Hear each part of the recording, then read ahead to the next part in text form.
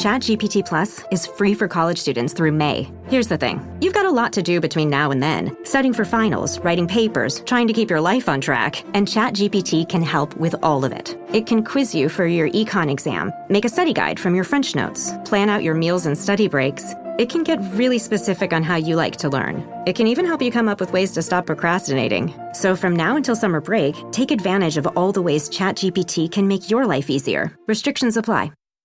Choosing a bottled Starbucks Frappuccino drink that's all flavor and just 100 calories? Easy. Choosing between creamy vanilla, double chocolate, and sea salt caramel flavors? A little harder. Try the delicious new Starbucks Frappuccino light drinks. Look for them wherever you buy groceries. Start with Starbucks coffee. So while everybody may not believe in ghosts, I think a lot of people can admit to being haunted by a relationship, right? A previous relationship of any kind.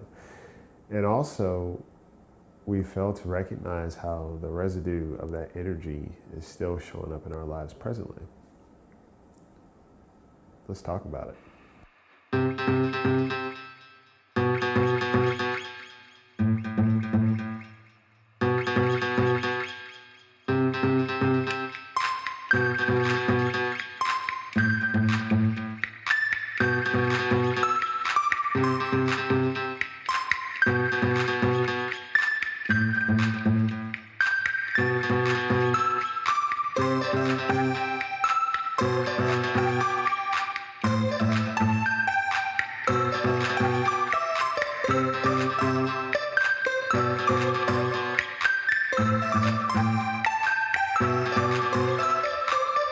So something I was thinking in terms of the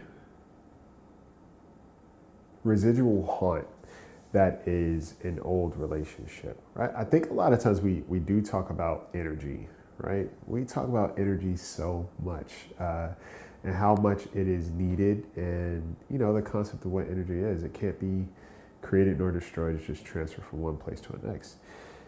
And I feel with relationships, we may not realize just how much energy is put into our relationships, but also how much energy will still exist after a relationship, and how it may show up in your body, how it may show up in your thoughts, how it can even show up in your dreams, right? There is this concept of sleep paralysis. I don't know if you ever heard of it. And it's like, you know, there's a scientific variation of what it is, but sometimes if you dig a little bit deeper, it talks about a spiritual aspect, you know, and what that can mean. And if you experience it, what that may be signaling. Sometimes it's important to check in when you are having certain things play out in life. What is the energy that I've been feeling lately? If you had a previous relationship go south, or there might be a current relationship that has a lot of friction in it, have you ever noticed that there are also certain things taking place in your life too that may be indicating or at least matching how you feel about this particular person or particular occurrence or particular dynamic? Okay? We think about so much in a day that we are not always focused on what it is that we're thinking about. You know, you hear a certain song, it brings up this person, you go to a certain restaurant or a particular movie, right? It's energy that's being applied to your thoughts around this person. And then when we think a little bit further about just there being a ghost in the room, truth be told, a lot of times people don't even realize that they keep bringing their past relationships to present moments, right? You get them talking, or there's a conversation being had, or there are even reservations that they have in terms of like, well, I don't want to either have what happened before take place, or am I doing a comparison and contrast between this previous relationship, previous friendship, and this present person, okay?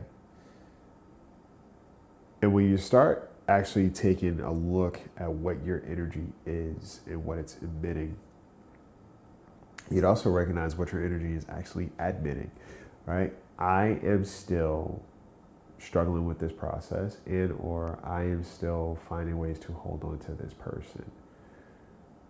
Okay, even when it comes to social media, it's so interesting how beneficial it has been as a tool, but it's also interesting how useful it has been to let people or let energy linger in our systems, in our bodies, in our lives, right? Because we continue to be tethered to people in a certain way, not so much where it is a definite relationship, but we can still examine, we can still surveil, right? Or they can surveil us.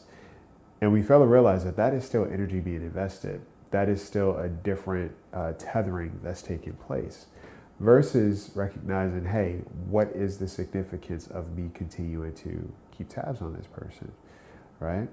Because think about it. Let's say like you and a person break up and you decide, I'm going to look at their internet. I'm going to look at their social media. I'm going to keep tabs on what they're doing. I want to see what they're up to. And you see that they're out having the time of their lives, or maybe they're with another person, right? Pay attention to how your body actually feels seeing that. It feels gross, right? It's almost like heartbreaking. It's a gut punch. You feel it. So when we understand that that is an energetic response that's taking place, how often are you doing that, right? If you think about how often am I checking this person's social media, how invested am I? How much energy am I putting into this relationship that's technically not active in my life, but I'm still keeping it tethered? And when you have that, it may even show up in your dreams, right? How often do you pay attention to what your dreams are saying? I'm a big advocate for, dream interpretation and also just playing it out just from a psychological perspective, because I think being that we are invested in interacting with so much and so many things like music during the day, social media feed, our own personal obligations and responsibilities, there may be very important things that get kind of pushed down as the day goes on, right? You have, I don't know how many thoughts a minute, but I was even talking to someone recently and, they were saying it's so crazy because while you're talking to a person, you never realize how many thoughts you have, but you don't even know how many thoughts the other person has. And they were like, you just had how many thoughts just now? I was like, actually, I did have a lot. And for me, I am always processing. Like, I am very much a processor. So there are a lot of thoughts that are taking place. And when you are under stress, right, if you're subjecting yourself to this space, if you have a relationship that's unresolved, even though you're not thinking about it in that moment, it's still taking place in your body, right? It's still taking place in your subconscious, in your psyche, and it will come up in different ways. So if you ever pay attention to your dreams enough, sometimes certain things are playing out. And dreams are not always literal, but they will tell you a story. They will tell you a truth of some sort. They will provide a certain level of clarity, or at least a different perspective in terms of what you're dealing with and you're going on. And it can be very interesting, right? And if you have a lot of nightmares, it's cool to pay attention to, well, what have I been processing, or what have I been refusing to process or actually investigate or release? You don't have to believe in ghosts or even spirituality to recognize how relationships, even if they're not present in your life, are still impacting your current life, right? It impacts your mind, it impacts your heart, right? It impacts your biology. Because if someone left on bad terms, or you left this person on bad terms, or even you may be grieving, your body is still responding. And if you recognize, you can be sitting talking to another person, you probably haven't talked to that person in how long, but just thinking about them, your body responds to it, right? So it's important to recognize, well, how am I actually taking care of my energy? How am I inviting energy into my life, right? How am I transmuting the energy that I currently have? What am I doing, right? I can tell you, when you're not in a relationship with a person, if it was a mutual decision, if one person decided to just ghost, if there was just conflict, one of the worst things that you can do is still try to stay tethered to that relationship without necessarily taking any ownership of moving it forward or just being proactive, right? Because now it's stale and it just keeps being recycled, right? It's very stagnant. If there's a stalemate, what am I willing to do about it? Because if I continue to surveil this person's life, then now I am kind of creating my own narrative and I may not have all the pieces. And when I create my own narrative, a lot of times it's self-serving, right? Maybe I see this person worse than what they are. Maybe I perceive it as them having a better life than me, and then I start to get down on myself, okay? Maybe I perceive them as looking at my stuff as them wanting to be with me or them coming back. And sometimes it's not the truth. Ask yourself, what kind of energy do I want to have on a day-to-day basis? And a lot of people say, yeah, good energy all around me, etc. What does that look like?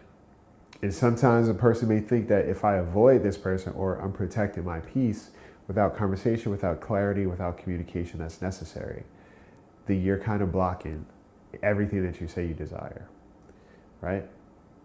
Energy needs to move, or sometimes it just needs to be recognized and defined as what it is. Because a lot of times we say we're protecting our peace, and in reality, we are just avoiding. Okay, we're avoiding accountability. We're avoiding a conversation. And sometimes we are saying we seek clarity, but in actuality, we are seeking control, or we are trying to still stay tethered. So it's important to be a little bit more honest in terms of like, how am I navigating this space for myself and for others?